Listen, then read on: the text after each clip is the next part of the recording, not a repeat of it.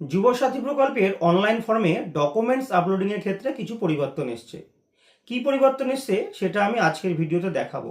এছাড়াও অনলাইনে যারা ফর্ম সাবমিট করেছো, করার পর তারা বুঝতে পারছো তারা ভুল সাবমিট করেছো, অনেকে আমাকে কমেন্ট করেছেন যে এই ভুলটার সংশোধন করার উপায় কি আছে। আর একটা জিনিস বলবো যে যখন তোমরা অফলাইনে বিডিও অফিসে গিয়ে ফর্ম জমা দিচ্ছ, মানে দুয়ারে সরকার ক্যাম্পে, স্বনির্ভর বাংলা ক্যাম্পে ফর্ম জমা দিচ্ছ, তখন একটা রিসিভ কপি তোমাদেরকে দেওয়া হচ্ছে। তো তোমরা জানতে চাইছো এই রিসিভ কপিটা দিয়ে কিভাবে স্ট্যাটাস চেক করব। এই তিনটে জিনিস আজকের ভিডিওতে স্টেপ বাই স্টেপ দেখিয়ে দেবো। ভিডিওটা তোমাদের জন্য খুবই গুরুত্বপূর্ণ হবে, তাই স্কিপ না করে সম্পূর্ণ ভিডিওটা দেখবে এবং চ্যানেলে নতুন হয়ে থাকলে চ্যানেলটিকে সাবস্ক্রাইব করবে। চলো দেখিয়ে দিই কী কী পরিবর্তন এসছে। আচ্ছা, প্রথমেই তাহলে বলি যে ডকুমেন্টস আপলোডিংয়ের ক্ষেত্রে কী কী পরিবর্তন এসছে। দেখো, এর আগে যখন আমি ভিডিও করেছিলাম বা তোমরা আরও যাদের ভিডিও দেখেছো বা যারা অলরেডি অনলাইনে ফর্ম সাবমিট করে দিয়েছো তারা নিশ্চয়ই জানো যে ডকুমেন্টস আপলোডিংয়ের ক্ষেত্রে আগে কিন্তু সেলফ অ্যাটাস্টেড কথাটা লেখা ছিল না। দেখো আমি স্ক্রিনে দেখাচ্ছি, এটা হচ্ছে আগে যারা অলরেডি আপলোড করে দিয়েছো তারা যখন ডকুমেন্টস আপলোড করেছিলে তখন কিন্তু এই রকম লেখাটা ছিল, কোথাও কিন্তু বলা ছিল না সেলফ অ্যাটাস্টেড করতে হবে। কিন্তু এখন যারা ফর্ম সাবমিট করবে, শুধুমাত্র ডকুমেন্টস আপলোডিংয়ের পোর্শনে যখন আসবে তখন কিন্তু এরকম দেখবে যে সমস্ত ডকুমেন্টসের যে নামের তালিকা আছে, মাধ্যমিক অর ইকুইভ্যালেন্ট অ্যাডমিট কার্ড, দেখো তার পাশে লেখা আছে সেলফ অ্যাটেস্টেড, মাধ্যমিক অর ইকুইভ্যালেন্ট মার্কশিট, তার পাশেও লেখা আছে সেলফ অ্যাটেস্টেড। তো প্রত্যেকটা ডকুমেন্টসের নামের পাশে পাশে কিন্তু সেলফ অ্যাটেস্টেড করা আছে। তাহলে তোমরা এখন থেকে যারা ফর্ম সাবমিট করবে তারা অবশ্যই প্রত্যেকটা ডকুমেন্টসকে জেরক্স করবে এবং জেরক্সের নিচে সই করে তারপরে সেই ডকুমেন্টসটিকে আপলোড করতে হবে। কিন্তু মানে অফলাইনে আমরা যেরকমটা দেখেছি, অফলাইনে যখন দুয়ারে সরকারের ফর্ম জমা নেওয়া হচ্ছে, স্বনির্ভর বাংলা ক্যাম্পে ফর্মটি জমা নেওয়া হচ্ছে, তখন কিন্তু প্রত্যেকটা ডকুমেন্টসের তলে সই করে ফর্ম জমা নেওয়া হচ্ছে। এছাড়াও ফটো, পাসপোর্ট সাইজ যে ফটো, সেই ফটোর উপরেও সই লাগছে। কিন্তু এইখানে অনলাইনে সাবমিট করার ক্ষেত্রে কিন্তু উপরিউক্ত যে ডকুমেন্টসগুলো আমি বললাম সেই ডকুমেন্টসগুলোর নামের পাশে সেলফ অ্যাটাস্টেড কথাটি লেখা থাকলেও এই যে পাসপোর্ট সাইজ ফটো, এইখানে কিন্তু কোনো সইয়ের কথা বলেনি। তাই ফটোর উপরে সই না করলেও হবে, আর সই করলেও কিন্তু কোনো সমস্যা নেই। তাহলে ডকুমেন্টস আপলোডিং করার সময় অবশ্যই কিন্তু ডকুমেন্টসগুলো জেরক্স করে তারপরে সেলফ অ্যাটেস্টেড করে তারপরে আপলোড করবে।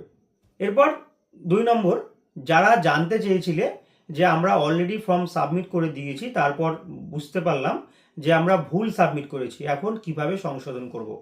তাদেরকে বলি, যখন তোমরা ফর্মটা সাবমিট করেছিলে ফাইনাল সাবমিট করার আগে যখন চেক বক্সে ক্লিক করেছিলে I hereby declare that বলে, তো যখন ফাইনাল সাবমিটে ক্লিক করলে তারপরে কিন্তু একটা পপ আপ মেসেজ এসেছিল, যেখানে কিন্তু বলাই ছিল যে are you sure you want to final submit the application, once the application is final submitted no further changes will be allowed.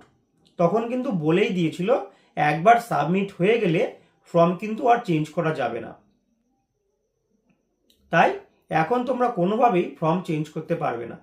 আর এখনো পর্যন্ত আরেকটা ইনফরমেশন দিয়ে রাখি, যারা অফলাইনে ফর্ম জমা করেছো সেইগুলো কিন্তু বিডিও অফিস থেকে এখনও ডিজিটালাইজডের কাজ শুরু হয়নি।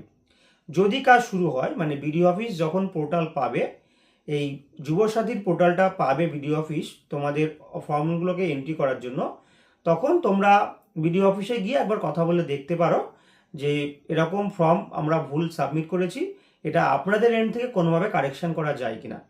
তবে এখনো পর্যন্ত কারেকশনের কোনো জায়গা নেই। তাই আগামী দিন থেকে যারা ফর্ম অনলাইনে সাবমিট করবে আগে ভালো করে দেখে নেবে, তারপর সাবমিট করবে। এরপর 3 নম্বর প্রশ্ন, যে রিসিভ কপি দিয়ে কিভাবে স্ট্যাটাস চেক করবে। তোমরা যখন দুয়ারে সরকার ক্যাম্পে বা স্বনির্ভর বাংলা ক্যাম্পে যুবসাথীর ফর্ম জমা দিচ্ছ তখন একটা রিসিভ, এরকম একটা রিসিভ তোমাদেরকে ছিঁড়ে দিয়ে দেওয়া হচ্ছে। তো সেই রিসিভে একটা দুয়ারে সরকারের নাম্বারও থাকছে, লেখাই আছে দুয়ারে সরকার রেজিস্ট্রেশন নাম্বার। দেখো প্রথমেই বলি যে এই দুয়ারে সরকার নাম্বার দিয়ে তোমরা কোনোভাবেই স্ট্যাটাস চেক করতে পারবে না, কারণ এটা কিন্তু যুবসাথী রেজিস্ট্রেশন করছে না, এটা দুয়ারে সরকার ক্যাম্পে রেজিস্ট্রেশন হচ্ছে। পুরো আলাদা জিনিস দুটো। দুয়ারে সরকার রেজিস্ট্রেশন, তুমি ক্যাম্পে গিয়ে ফর্ম জমা করেছো, তার এগেনস্টে একটা রেজিস্ট্রেশন নাম্বার দেওয়া হয়েছে। এই রেজিস্ট্রেশন নাম্বারটা দিয়ে তুমি কোনো কাজে লাগাতে পারবে না। যখন অফিস থেকে এই ফর্মগুলিকে, তোমাদের অ্যাপ্লিকেশনগুলিকে ডিজিটালাইজড করা হবে, তখন তোমরা যে ফোন নাম্বার দিয়ে অ্যাপ্লাই করেছিলে সেই ফোন নাম্বার দিয়ে অনলাইনে লগ ইন করে তোমাদের স্ট্যাটাস চেক করতে পারবে। তার আগে চেক করতে পারবে না। তোমরা তোমাদের ফোন নাম্বার দিয়ে লগ ইন করবে। লগ ইন করার পর দেখবে 3টে অপশান দেখাচ্ছে, একটা ইউজার গাইড, একটা হচ্ছে অ্যাপ্লাই, আর একটা চেক স্ট্যাটাস। তো ওই চেক স্ট্যাটাস বা স্ট্যাটাস চেক যাই আছে, তো সেই অপশানে ক্লিক করলে তোমাদের স্ট্যাটাসটা দেখিয়ে দেবে। যারা অলরেডি অফলাইনে ফর্ম বিডিও অফিসে জমা দিয়ে দিয়েছো, তারা একবার ট্রাই করে দেখো, তোমাদেরকে সরাসরি অনলাইন করার জায়গায় নিয়ে চলে যাবে। তোমরা চেক স্ট্যাটাস অপশানে ক্লিক করো, তাহলে পারেও কিন্তু তোমাদেরকে নতুন ফর্ম ফিল আপ করার যে অপশান, সেই অপশান দিয়ে দেবে। তাই এই অ্যাপ্লিকেশন, এই দুয়ারে সরকারের যে রেজিস্ট্রেশন নাম্বার, এটা নিয়ে মাথা ঘামানোর অত দরকার নেই, কারণ এটা তোমাদের কোনো কাজে লাগবে না। রিসিপ্ট কপিটা দেওয়া এই কারণেই যে তুমি ফর্মটা ক্যাম্পে জমা করেছো, এটা তার প্রমাণস্বরূপ, এছাড়া আর কিছুই না। তো এই 3টে ইনফরমেশন তোমাদেরকে আজকে দেওয়ার ছিল, আর বিশেষ কিছু বলবো না। তো ভিডিওটা ভালো লাগলে একটা লাইক করো, আর শেয়ার করে অনেকের মাঝে ছড়িয়ে দিও, যাতে সকলে এই বিষয়ে জানতে পারে। আজকের মতো এখানেই শেষ করছি, নতুন ভিডিওতে আবার দেখা হবে।